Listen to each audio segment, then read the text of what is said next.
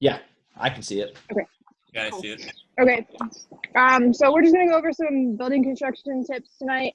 First of all, thank you, Jordan, again for having me on and everybody turning in. Hopefully everybody can get something out of this. If you have any questions or have any input or want to add anything, feel free to chime in because I want to learn just as much as you guys do. So a little bit about me. Jordan basically summed it up. I'm just a fireman in Central Ohio.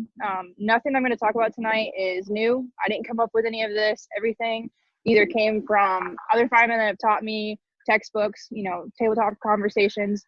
So I feel like the best way to make the fire service better is to take what we learn and pass it on. And that's kind of my goal with sharing everything with you guys tonight. This right here is just a list of some of the books that I've used over the past, couple years as I've been studying building construction. If you want to get into studying buildings, how they're put together, how they come down, you're not going to go wrong with any of the Vincent Dunn books. They're fantastic. I'm a real visual learner. I need to see things and understand them. So the bottom left corner there, the Building Construction Illustrated, that's a great book. It's basically a building taken apart and individual pictures of everything. So it's a really good way to get a visual if you're not really understanding something you're reading in one of the other books. And lastly, I know it's hard to get a hold of, but I firmly believe everybody should own a copy, or at least in their department own a copy of the Fireground Tactics. It's from like the 70s, I believe. The guy was way ahead of his time. The stuff is super applicable today, and you can really learn a lot from it. It's simple to read, to the point, and I'm actually reading it chapter by chapter with a friend right now, and I've learned something on every single page. So basically, why do we care about building construction? It's because building is the one thing that directly or indirectly affects every single thing you're doing on the fireground. You can know everything about tools, tactics, the people that you have on the ground, but if you don't know the building or anything about that space, it doesn't matter. So basically, in other words, the building doesn't care, so we have to care. Quick review, 5 types of building construction we all know. Type 1, fire resistant. Type 2, non-combustible. Type 3, ordinary. Type 4, heavy timber. And type 5, wood frame. So we're going to go into these a little bit more. Fire resistive, made of concrete and protected steel. A lot of people, you think of tall structures. When you ask for an example, most people will automatically say like they're downtown city high rises. But a couple other examples would be hospitals, and then even some hotels and casinos. Your non-combustible buildings, the only difference between these and type 1 is the fire rating. The steel is not covered with that fire retarding material. The walls and roof are made of non-combustible material, usually reinforced masonry and a concrete roof. Some examples of this would be your box buildings, so like your Lowe's, your Walmarts, your strip malls, etc. Like with any building, you're going to have to get inside because you can't have some strip malls that are ordinary construction. So the only way you're going to be able to tell is to get inside and look and see what they're made of. Next one, like I said, is ordinary. This is your Main Street USA. We think a lot of like the small towns, especially here in Central Ohio, the taxpayer buildings that line your downtowns. This construction is non-combustible walls. So your floors and walls are made of combustible material. 2 walls are typically load bearing, 2 are not. Like I said, you'll find these in your downtown buildings. This is an example here in Bell Fountain. And key examples to help you identify whether this is brick or facade is the header course, which we all know is every 7 or 8 rows, and we'll talk about that some more. So there's a big thing with the ordinary construction, and that is the voids. And there's 2 kinds of voids in these buildings, inherent and acquired. Your inherent voids are due to the building's original design. So like this picture on the left, this is an example of a type 5 building, but it's the same principle. You'll see the truss voids there and then the truss loft. Those are inherent. That's built into the building, so we know that those are already there. And then the one on the right would be an acquired void. And that is due to additional construction or alterations. We don't know that they're always there. Like this one, they're adding a wood framed awning. And if we wouldn't have caught this picture as they were doing the construction, we wouldn't know that that was a giant void space. A couple more examples of inherent voids. That's things like cornice work, mansard parapets. We have window frame voids, floor and ceiling voids, caulk lofts, pipe chases, etc. And then acquired voids would be your drop ceilings, especially think about drop ceilings on your top floors. If you have a drop ceiling below caulk lofts, so you have a double void there. Hallways framed into closets, larger rooms cut down into smaller rooms. All of those would be what you would call acquired voids. Between the two, acquired voids are going to be a lot more dangerous to firefighters just because a lot of times they won't take into account building construction codes, or you may not even know they're there. So that's why another reason it's really important for us to get out into our buildings and walking around and look at them so that we are pre-planning and we know the existing hazards. Some more stuff. These are just like random tips I found when studying these types of buildings. Cast iron pillars, you'll find them on a lot of ordinary construction. You find them both inside and outside. They're used as support columns or as part of the facade. Cast iron failure has absolutely no warning whatsoever. It will completely break and shatter. The failure is not caused by water application. So a typical thing you'll hear when people talk about cast iron is that the cast iron is heated up from the fire, the cold water hits it, and then it breaks. That's not true. It's strictly the heat combined with substandard casting. If you look up how the casting molds are made when they come out, they'll be thicker in some places and thinner in the other, and so they're completely inconsistent. So it just has to, like I said, the failure comes from substandard casting, not rapid cooling. And then the reason that this is a collapse hazard is because interiorly and exteriorly they're used as structural supports. So if they fall, they can bring down the floor or the front of the building with them. Another big hazard with ordinary construction, especially in the older buildings, is the terrazzo floors. These are just painted floor coverings that are made of chips. They sometimes have marble, quartz, glass, that kind of thing, and it's poured into cement. They're obviously very heavy, and if you shine a tick at them, you're not going to see through. So they're going to hide any kind of heat or smoke, fire from below to the firefighters above. A perfect example of this would be the 23rd Street fire in New York City in, I believe, 1966. 12 firefighters died. That's a really good fire to study if you want to know more about these floors, and just there's a whole lot to learn from that fire. I highly recommend reading about it. But to evaluate these floors, you're going to sound the floor with your tool like you always would. We all know that when you sound the floor with a tool, a wooden floor with a tool, it makes a hollow sound and it bounces. If you sound a masonry floor like this, it's going to make like that clanking sound, and the floor is going to vibrate. And that's going to be the difference between the two. And you're going to want to tell, your officer or command if you see that, because like I said, you're not going to be able to see heat below that, and it's a significant weight hazard for the floor. So you're going to want to communicate that in case there's any crews working below. Talking some more about floors real quick. When you're walking through buildings and pre-planning, look for indicators that there's basements, like the photo on the right there. Any kind of floor grate will show you that there's some kind of basement or void space below you. And this will be helpful in case you come into a building, you have smoke, we can't see any fire, you may know that you need to look below. And then also, as you're pre-planning, or if there's a working fire, keep an eye at the separation along the wall, the floor, like a picture on the left. That can show you that the floor is weaker. So you want to be careful being out in the middle of that room because the floor can collapse. And you're going to want to make sure that you're sounding the floor the entire time you're going through. Because like I said, if it's weak there, it can be weak across the center as well.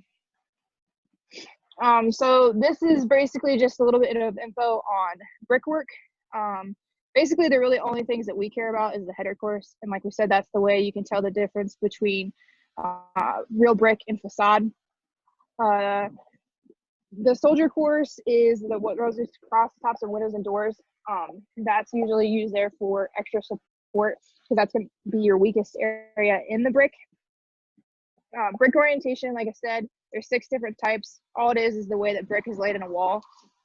Course is the same layer of brick running horizontally, so it's each layer up, and the width is how many wide it is.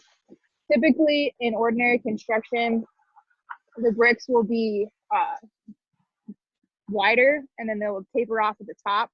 And the reason this matters is because if there's a crack down low versus a crack up high, those are going to mean 2 different things. If there's a crack up high and there's only one width of brick, there's a more likely chance of a collapse than versus down low. Another big thing with ordinary construction is transom windows. These were used before there was central heat and air. It allowed a natural airflow either interiorly from the hallways to rooms or exteriorly. We'll talk more about some of those hazards later, but a couple other random hazards that come up are like the picture here on the left. You can see that the second door has been shortened and that transom has been enclosed. And the reason you can tell that is because every other door in the hallway looked like the first one. And this is important because you're going to know that there's a void space framed in there. So if there's a fire anywhere near that wall, you're going to want to open that up to make sure that there's no extension there. In the photo on the right, that transom is a hazard just because they put the AC unit there. That's the entrance to that building. So you just basically have a giant overhead obstruction. If there's a fire and you're having to make entry there, you may want to consider removing that hazard. Next up is heavy timber. This is type 4. The idea behind heavy timber is the inherent fire protection based simply on mass. Beams will typically char, but the structural integrity isn't really affected as much as smaller diameter wood. It's typically a lot slower to ignite, but once it does take off, it has the potential to become unstoppable. So it's a really key feature with these fires to get water on the fire quickly before they extend. They're made of large dimensional lumber, like we said. Mainframing members are no less than 8x8, and they have to be all 4 non-combustible walls, and they're all 4 are load bearing. Each piece of these buildings, and basically every building, has codes at the size of the dimensions that everything has to be. You can look at the building standard 220 for all of the different dimensions if you're really curious. But typically you're going to think of old churches, mill type factories like this one, and older gyms. Sometimes these are confused with type 5 heavy timber like the old wood frame barns, but those have combustible sides, so it's not quite classified as the same thing. And then wood frame, which is probably what we're all most used to working with. Most of our districts, at least in rural Ohio, are made up of these. The signature characteristics, as we all know, are combustible walls and roof. Typically residential buildings, and like this picture here, we're starting to see them go up into big apartment complexes also. Basically, with these, just know your district, know the ages of the sections of your city. Depending on where you're from, you'll have anything from legacy to modern construction. So we're going to dive into that conversation next, but just remember, it's important to know the inherent characteristics of both the legacy and modern. So that's, like I said, what we're going to talk about next is legacy versus modern construction. The photo on the left there would be what we would consider legacy, and then the photo on the right would be one of the modern construction. So first, we're going to hit on legacy frame construction. The years vary depending on what textbook you look at, and it doesn't really matter on honesty. It just kind of gives you a general idea. So somewhere between the 1850s and the 1930s, made of solid dimensional lumber, and they're built with rafters versus trusses. These buildings, like every other, come with a wide number of hazards, unique construction styles. They'll have side entrances, higher fort, carbonization, pocket doors, transoms, wet walls, knee walls, gusset plates, all that fun stuff. We're going to hit on all of this later. This particular example is a balloon frame construction with a shed addition, which we'll talk about. It's a full 2-story with an attic. The side door there typically is where you're going to find a stairway in these buildings, at least in my city. When you look at these, the random things that I'll look for, the air conditioning can also help you give an idea on the age of the building if you can't tell, because the older buildings typically don't have the pre-plumbed AC and heat to the second floor. And then it can also be an indicator of a bedroom.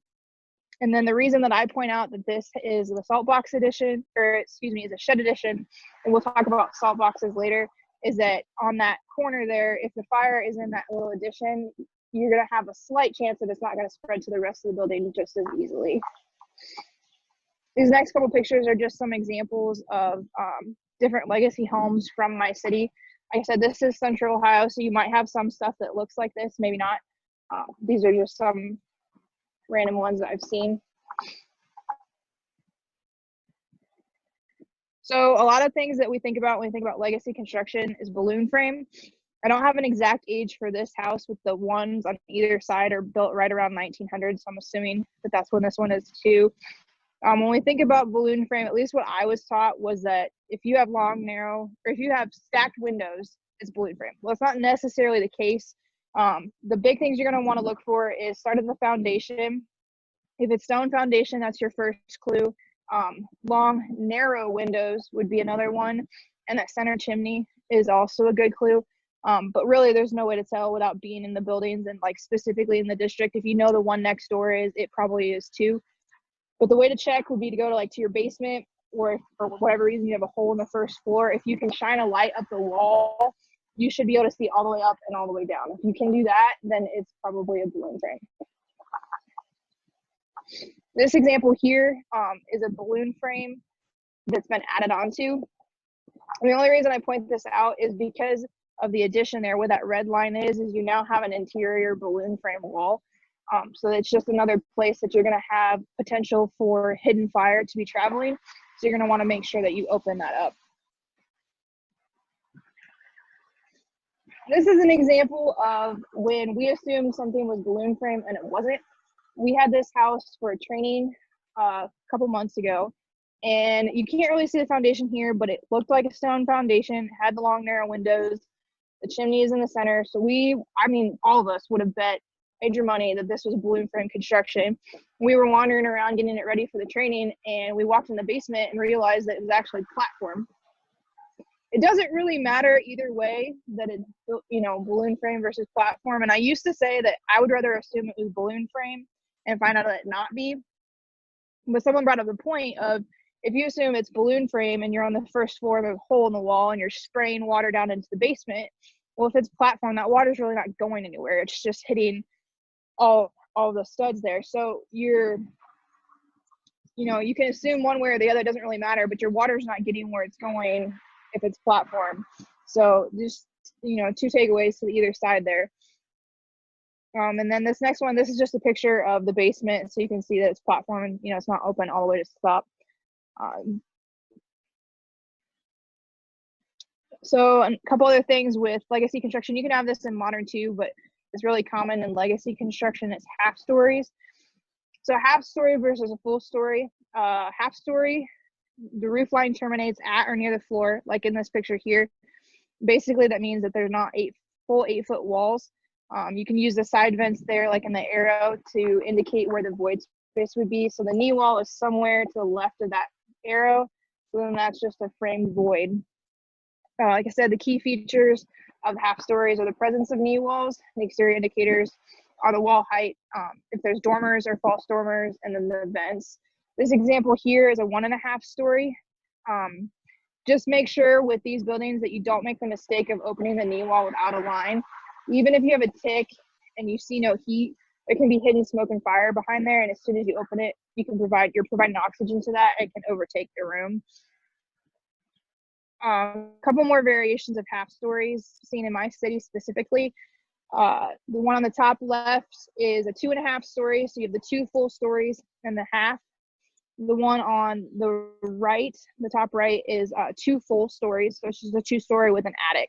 And then you can have the hybrid half and full stories, like the one on the bottom, where the left half is 2 full stories and an attic, and then the right half is 2 stories and then a half. So you can have different variations of it. None of it really matters, except for, I personally want to know that it's a half story, because then I'm remembering, like I said, that there is going to be a framed void in that story, and then I know that there is a specific area where there can be hidden fire spread. So, we like to hear that on our size ups. It's just a good reminder for everyone on the fire ground. And if we don't, then we try to remember to let the interior crews know. Just like I said, to look for those void spaces. These pictures are examples of another framed void. These are called gamble roofs. Like I said, these are different than half stories because they are the full 8-foot walls, but they still have the same principle of the construction. Like you'll see here in the top picture, you can see the framed voids there. So it's kind of a hybrid. However you want to size it up is up to you. I would just try to remember to communicate to whatever crew is going up there that there is going to be a knee wall and a framed void there. so they know to open that up. If you get upstairs and you can see some smoke but can't find any fire, it has a potential to be there. These are what knee walls and half stories look like from the inside. So like I said, looking for indicators of knee walls is the presence of dormers in the top left photo, and then you can see the frame void in the bottom. The photo on the right is basically, it's a closet in a knee wall. So it's basically a framed void with a fire load inside a void. So it's just another place that you can have hidden fire extension and not have a clue that it's there. So when you're checking these rooms, you want to make sure that you're opening up both sides of the rooms and at the top of the room to make sure that there's no extension in the roof line. And again, don't do this without a hose line. You can talk to guys who've been on the job way longer than me, who have had some kind of experience of opening up a knee wall without a line in place and instantly regretting it. So we talked about these salt box roofs a little bit earlier. So basically the key feature of these is there's a continuous roof line from the first story to the peak of the roof. This is really important to recognize, because if the fire gets into this roof line at all and it can extend to the top via what's called a trench effect, basically you're just going to have rapid, unstopped fire spread in the roof line. So this video here is an example. This is from the King's Cross fire in London in 1987, I believe. The fire spread principle is the same. This is in an escalator, but the principle is the same. Once the fire gets in the roof line, there's nothing to stop it to go to the top. Once it gets to the ridge line, it can just spread to the rest of the roof.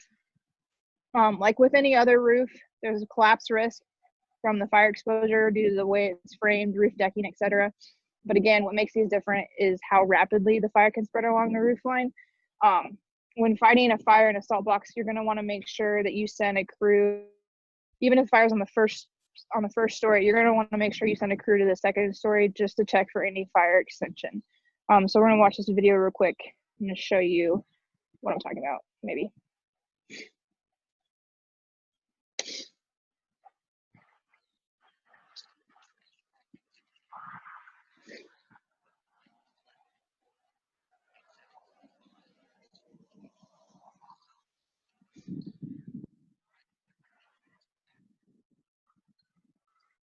So just a real simple video kind of showing how that works. And like I said, it's just really important to make sure in these structures you send somebody up, even if the fire didn't extend or doesn't look like it extended past the first floor, just double check, because you can have the hidden fire there. So these are a couple more examples of roof lines. This would be what you would call the additions. This would be like a shed addition like we talked about before. The only reason like I point these out is that it's the kind of the same principle as a salt box, but because there's the change in the roof there, you're not going to have fire spread as easily, but you're going to want to open up any of that area, like where that arrow is pointed, to make sure that you don't have any fire extension. We hit on this a little bit earlier, pyrophoric carbonization. If you go up into old attic spaces of, even though your ordinary construction or your legacy homes, you'll see the wood that has this charcoal like dust on it, and if you touch it, it's going to just rub off on your fingers. Basically, the wood is just slowly oxidizing, so it's losing moisture. And when that happens, it can burn at a much lower temperature and can ignite at a much lower temperature than normal. So I've heard stories of people saying that they've had attic fires start just from like light bulbs being too close to this wood. So you can see this in a lot of older homes. It's just kind of something to look out for. Pocket doors are another hazard of legacy construction homes. This is actually a photo from my mom's house. So these are basically just giant voids in the wall just due to the construction. So you have a void along the top of the door frame for the track for the doors to slide, and then the walls obviously have a void in them for the doors to slide into. So if there's fire anywhere near these, you're going to want to open up the trim all the way around the wall and then open up the wall as well. Even if these doors have been closed off, sometimes you'll see trim placed over the door or the door taken out. There's still that void there, because if they're closed off, they haven't filled in that wall or the void over top. So you're going to want to open that up, like I said, because you can just have fire extension in that entire wall space. So window transoms, like I said, we hit on these earlier, but basically these are, like I said, can be found interior and exterior. These allowed for natural spread of heat or cool air. You can even see them in some of the modern construction now. They're being added back in, mostly for looks, not for the same reasons that they were before.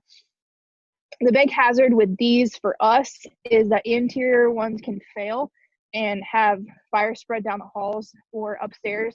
You're going to want to leave these in place at all possible. There's really no reason for us to remove them.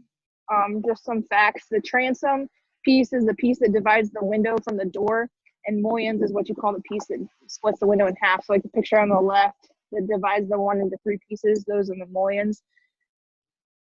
This next video is a video from San Francisco Fire Department, and it shows a really good example of a transom window failing.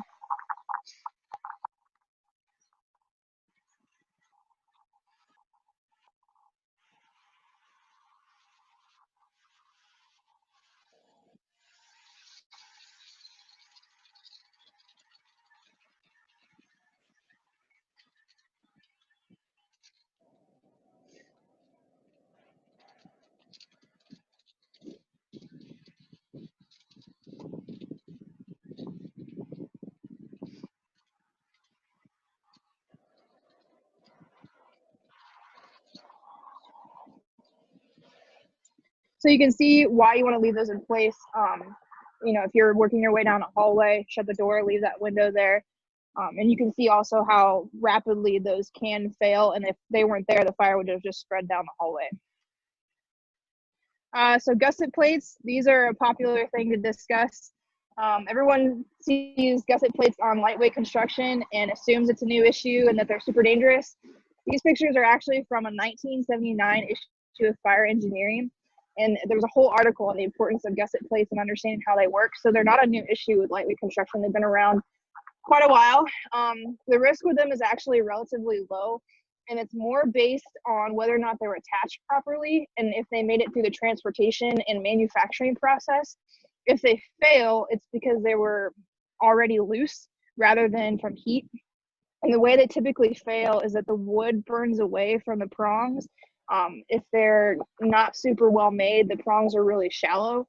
And so that happens more so than the gusset plate just popping off from heat. So that's kind of a random fact that I learned. Like we talked about before, a common thing with some of these buildings is side entrances. These are really common in my city, and especially in the older districts. They can indicate the potential for a second set of stairs. Another term for that, servant stairs. The window typically indicates the direction that the stairs will go. And then obviously, you know, if you have a basement window as well, that can indicate the direction of a set of stairs going down. In my city, in the area that these pictures were taken, there's almost typically a set of stairs going upstairs and a set of stairs going down to the basement. It's not always the case. That's just another reason when you're on an EMS run to kind of try to maybe wander around the house for a little bit and take a look, just kind of get used to it. But like I said, almost all of them in this little subdivision, when we go into that side door, that's what we're looking at.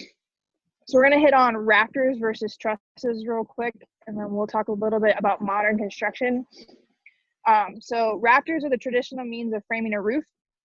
Building with them is also called stick framing. This basically means that the rafter is built actually on the job site using dimensional lumber, and the building's pretty labor intensive, and its strength is purely coming from the mass. Rafters are these sloped framing members that come down. They run all the way from the peak of the roof to the outside of the walls, and they're the main support for the roof load. And the ceiling joists tie the outside walls together. They support the ceiling materials in the room below and secure the bottom ends of the rafters. The roof trusses, which is what on the picture on the bottom, those are defined as prefabricated wooden structures that integrates the triangular webbing of structural members for support. So basically, they get their strength from engineering rather than mass. And the top cord is supported by load-bearing walls, and it acts as a bridge. And so this is under the top cord is under compression, and the bottom provides the tension. So all of those triangles work together to kind of hold everything in place. And that's the big difference between the two. And the reason that the trusses are more dangerous than the rafters is, like we said, just purely based on mass. They're going to burn faster. So now we're going to hit a Lex, little bit on lightweight construction. Yeah. Lex, I built a firehouse behind the house I live in. The house I live in was built in 1862. And the firehouse is built to look like the house in terms of the mansard roof and so on. When it came to trusses, I was worried about the gusset plates.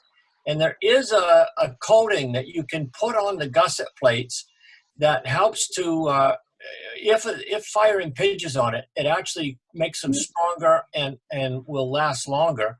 And then we made a mistake ordering, so we doubled the trusses. So we now actually have a stronger roof than we would have. But I was so worried if we ever had a fire and anybody had to cut something in the roof, nobody would get hurt. Yeah, there you go. What, do you know what that's called that you said that they put over the gusset plates? I wish the heck I could remember it. It's a coating of some sort. It's obviously chemical of some sort, and I can't tell you because it was 10 years ago that we did it, and my mind is gone. That's okay. That's good to know. I'll have to look into that. Okay.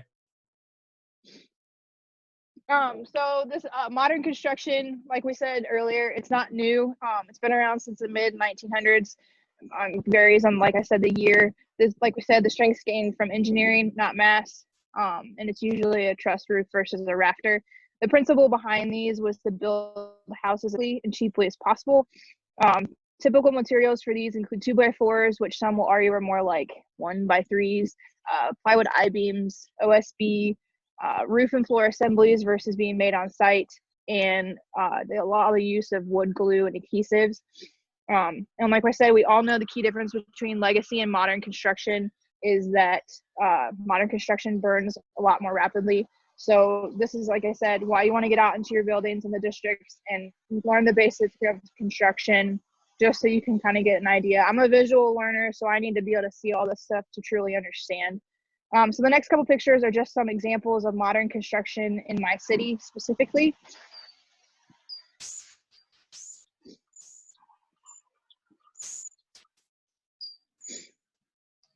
And so then a couple of size up tips that I've learned. I was always told when I'm doing a size up to start at the foundation and work my way up. So that's still what I do. First of all, it tells you whether or not there's a basement. And then second of all, it can tell you the approximate age of the building, which then helps you figure out what hazards are built into it. So the years vary depending, again, on which textbook you look at. But in general, if it's a stone or brick foundation, it's probably built somewhere between the 1800s to 1950s. If it's laid block, somewhere between 1940s and 1970s. You can still see some of that used today also. And then poured concrete is probably the most common today. And that is somewhere between the, like I said, between the 1970s and today. And that's definitely the most common. So then we're going to talk about some overhaul stuff. This was taught to me by Tobin, actually, and it's stuck. It's easy to remember. And so, you know, when I go into a fire now, I'm kind of thinking these three things. If the fire's in the floor, open the wall. If the fire's in the wall, open the ceiling. And if the fire's in the ceiling, open the baseboards and the floor above. And this is purely just based on the principle of how fire spreads. So there's 7 sides of the fire spread, 6 sides of the room and the exterior. So basically we know this and we think about this because it tells us where we need to go check for fire extension. These pictures are a little blurry. It came from actually a helmet cam video from a training we did, but it's talking about axe work for overhaul. Specifically, these are examples of on a roof, but the same principle applies if you're working, you know, a door frame interiorly or a window frame or a wall. The first picture on the left shows the axe, someone hitting the axe flat on the wood. Swinging it like this is going to make you work twice as hard because it's just going to bounce off whatever you're hitting. You're going to want to work the axe like the picture on the far right at an angle. You're going to get the tip of the axe into whatever you're trying to cut through, and that's going to give you a much better angle and make it a lot easier just to work your way down. If you don't have some kind of purchase point to get your axe in, you can use pick head axe like the picture in the middle there, and you're basically just going to use the pick to make a hole, flip your axe back over, and then you can work your way down. Remember, when you're doing anything when it comes to overhauling axe work, whether you're using, like I said, an axe or you're using a hook, you're going to want to find the seam and work your way that way rather than in the middle. It's going to make your life a lot easier. Wet walls, these are walls in bathrooms or kitchens where the plumbing and vents are located. It's basically just an open space, and it creates a pipe chase. And when they're directly above the fire room or any basement fire, it's a perfect opportunity for unseen fire spread. You're just going to want to open these up if they're anywhere, like I said, anywhere near the fire room or basement. You're going to want to go to these and open them up to make sure that there's nothing hidden from you. We learned in a training house, that the wet wall may not always necessarily be where you think it is. So we had a bathroom, we opened it up, and there was no wet wall in the bathroom. So then we walked outside the bathroom to the other wall, opened that up, there was no wet wall there. So we kind of just like looked around the room, and we ended up seeing about a 2-inch bump out all the way on the opposite side of the room, probably 8 foot from the bathroom. We opened that up, and that was actually the wet wall for the bathroom. So then we walked back down to the basement and kind of looked around a little bit, and where the bathroom was on to, in addition to the original home. So the plumbing had been up through the floorboards of the basement into the bathroom, then across the floorboards of the dining room, and then into the wall of where the original bathroom was. So basically my point is if you can't find the wet wall, look for odd things in the rooms near it. And like I said, this little 2-inch bump out is all we found is where the wet wall was. Staircases. So talk a little bit about fires with these, and then overhaul. We all know when there's a fire in a multi-story building, protecting the stairs has to be a priority for obvious multiple reasons, whether it's protecting egresses, stopping extension, etc. You should consider sending like your first line there. For smaller departments, like a lot of them in my area, you may have to decide if there's more than one set of stairs, where you're going to go. So you really have to understand the way buildings are put together and the way fires spread to pick the stairs, and then your next line can go to the other set. When it comes to overhauling them, you want to know what the parts of the stairs are called, because it'll make your job a lot easier rather than opening up all the spaces. And you also, like, if you know the parts of the stairs, you're going to know where voids are. So an example would be an apron, or where the apron is, which is along the top of the stairs there on the right. If you open that up, you're in the void space of the floor above. And then the spandrel wall is the wall that runs along the bottom, like where your first floor would be. And so that's all going to be a void space under the stairs as well. A tip for overhauling the stairs would be, if you think that there might possibly be fire in the second floor, like in the floor void, just take that apron wall off rather than being on the second floor trying to pull the floorboards up. It's a lot easier to take the apron wall off and either, like look vertically in rather than trying to pull the floorboards off and look down below. So overhauling doors and windows. When you overhaul doors and windows, you want to open up the entire thing all the way around. This allows you to check for hidden fire spread in all of the void spaces, because it's just a giant open frame once you take everything off. When you're doing this, just a little tip, it doesn't really matter how you do it if you start from top to bottom, but if you're overhauling around a window, you're going to want to take the floorboard or the baseboards off. And if you start at the top and then you get to the bottom and you open those baseboards, you're going to have to move everything out of the way to get to the baseboards. So if you take the baseboards off first, open up the void down there, and then overhaul everything in the top, it's going to be a lot easier. Because if you're doing this in low visibility conditions, you're not going to be able to see everything that's in your way. So that's just a little tip, and it saves you from having to move stuff later on. And we'll talk a little bit about some tool work that you can do this later, but like I said, you can see in the picture on the right, you just opened up all the way up to the top, and then you're going to open up underneath the window all the way down, like we said, to the baseboards, all the way to the floor, just to make sure that there's no fire spread in that area. A little bit more about windows. When overhauling windows, like we said, be sure to clear the whole frame. You can use an axe or a Halligan. Like in the photo on the left, you can see that he's taking adze in and he's working it into the seam to just pry off the frame. You can also use your axe for the same thing. Use the pick, make a hole, and then use your axe to cut through the seam. Be careful with legacy construction. If you haven't seen these yet, window weights are really heavy. You can make the window fall down on you or your partner. So just to get rid of these, all you have to do is grab a hold of the weight, pull the cord tight, and use your axe, cut right through it, and then discard of the weight. Don't just throw it out the window though, especially if you're on the second story, you can hit someone with it, but just put it on the ground and it's out of your way. So a little bit about how to actually do the process of overhauling windows and doors.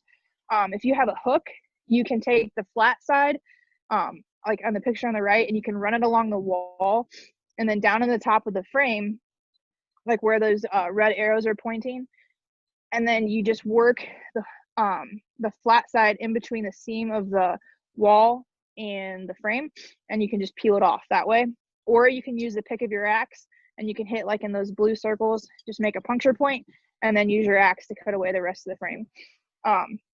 Both techniques take a little practice to get down, but they make overhaul a lot easier. And if you practice them, if you can get some kind of acquired structure to practice in, it's going to make overhauling a lot faster for you and save you a lot of energy, just kind of knowing the right areas to start. And like we said, you always want to start like in a corner or a seam rather than working in the middle, because it'll make it a lot easier just to pull off. So overhauling walls and ceilings, you're gonna make a hole in the wall and find the seam. So like in the photo on the left, they've made the hole and they've found the seam there. They're gonna work the flat side of their hook. If you have a pike pole, you can put your pike pole right up next to it too, but the hook's really nice because it's got that flat side you can just run along. So you put it up against the beam or the studs, which, of the wall.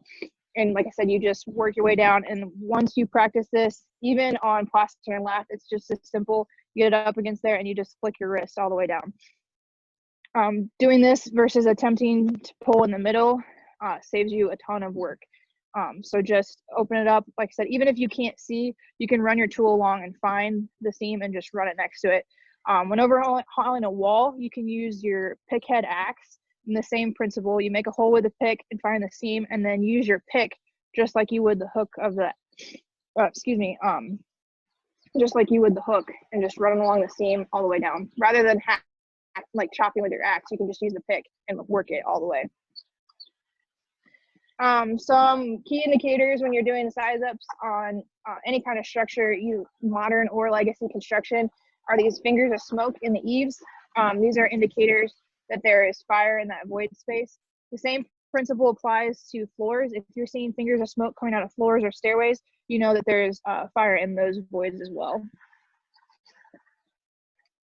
Here's some examples of overhauling soffits. So the picture on the left, we've taken a New York hook and we put it in between the soffit and the roof. Typically this would be done from actually on the roof, but this was, again, it was at a training and there was a half story, so we were at eye level, but it's the same principle. You just work it in, and then you just basically pry back and forth to pull that right off. And it's super simple. And if you're standing above it, then you don't even have to lean out over the edge of the roof. You just you stick the tool down in, and you just pull it back and forth, and it pops off. You can also use your axe. If you have a sharp enough axe, it'll cut right through the connection points as well.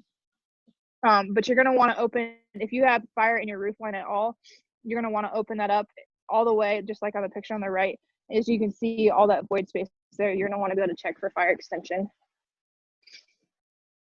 A couple more roof tips. One tip that I've always been told when doing any kind of overhaul, looking for fire extension voids, is looking for triangles, because they typically indicate some sort of void space.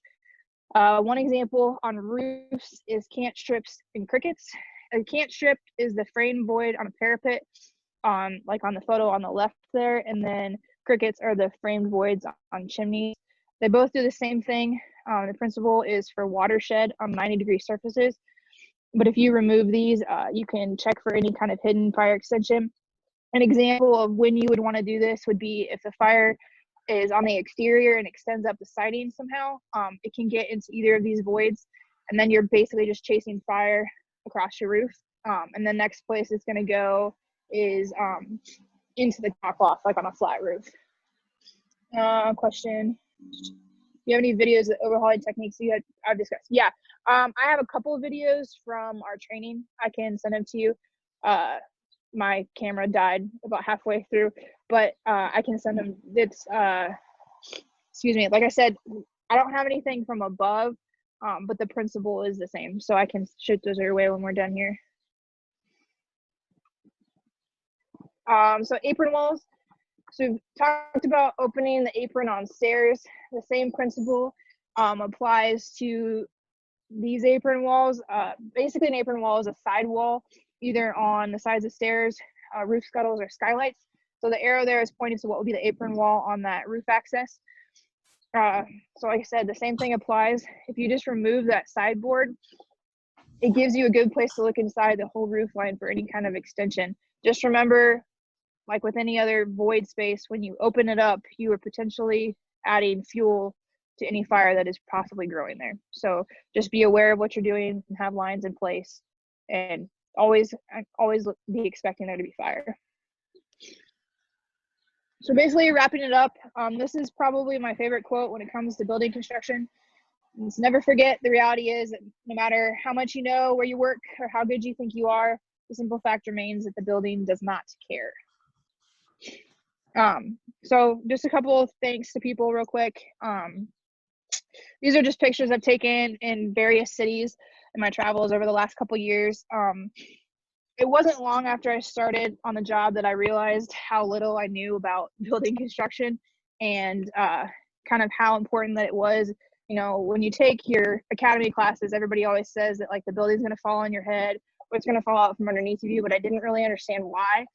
And it was really quickly after a couple of fires being exhausted at Overhaul that I understood that it was important to know how the building was put together and to really get good at overhaul techniques, because it makes your job a lot easier when you've learned them. So I started off by studying my city specifically. Some tips for people that are trying to start doing this would be to take pictures. I take pictures everywhere I go, I mean, even to buildings that I've seen a million times, and then I try to find anything odd about them. And then I'll highlight them, make notes, whatever, and send them to guys that are way smarter than me and ask them questions. And that's helped a ton. If you can get in any kind of ride-along program, especially with like urban cities that obviously are a lot busier than some of us smaller departments, there's guys on those departments that don't really go to outside trainings and stuff, but man, they're a wealth of knowledge and they're willing to teach you. So I've gone to St. Louis specifically to study building construction there. Just traveling, like I said, taking pictures, networking as much as I can, Twitter and different conferences. If you're involved, if you're on here, you're obviously involved in social media in some way. So make sure you just ask questions, because I mean, that's kind of how I started, and I have learned a lot. The list of people to thank for taking me under their wing and working with me and teaching me is way too long to even list, but a couple specifically would be Chris Tobin, Chief Bernesti, Jordan here for having me on, Greg Redmond from St. Louis, Chief Woolery from out west, Chief Lincoln, Chief Holler, and Lieutenant McLean specifically they made a big difference in my career. But my point is, just get out into your buildings. You'll learn a lot from the books, but you're gonna learn even more by walking through, looking, asking guys on your job questions. I mean, they know way more than we give them credit for sometimes. So yeah, like I said, just try to take these tips, and if you guys have anything that specifically you see in your city that you think is neat, or anything you think from this that I could learn, that's what I'm here for too. So I'd love to hear it. But does anyone have any questions?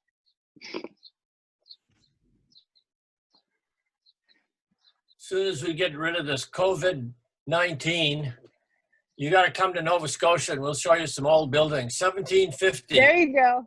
And that'd be cool. Some really neat old construction down this way. Unfortunately, we're not doing too much.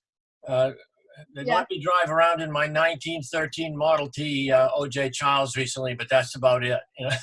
There you but go. You got to come and We're visit. starting to open stuff up. Everybody on the webinar is invited to come to Nova Scotia. We love visitors, and the firehouse is always pretty much open. The Lawrence Street Fire Company in Lunenburg, Nova Scotia, Canada. We love you. That's awesome. Thank you. Here's my contact information. I'm on Instagram and Twitter.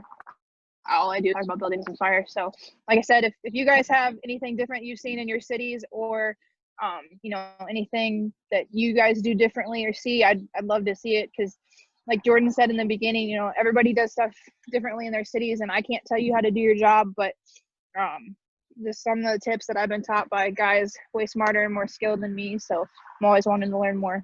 But